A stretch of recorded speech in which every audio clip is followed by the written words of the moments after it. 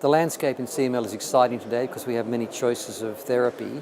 I think one of the key lessons we've learned is the primary importance of achieving early molecular response. That is, being less than 10% by 3 months of BCR-ABL level. And we know that patients who don't achieve that are predominantly the patients that have bad outcomes with CML. That is, kinase domain mutations, progression to blast crisis, or refractory disease, and really it really focuses our attention in that first 3 months on trying to achieve early molecular response.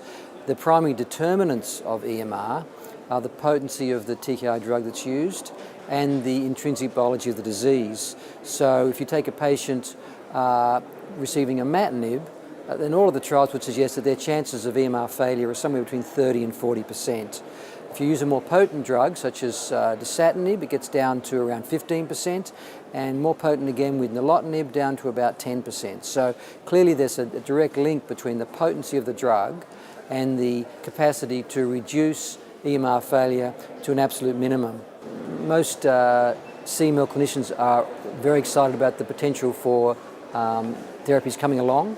One of them that looks very promising is asciminib, also called ABL-001. Which is a Novartis drug, which is also inhibits the ABL kinase, but does it by a different mechanism to the current tyrosine kinase inhibitors.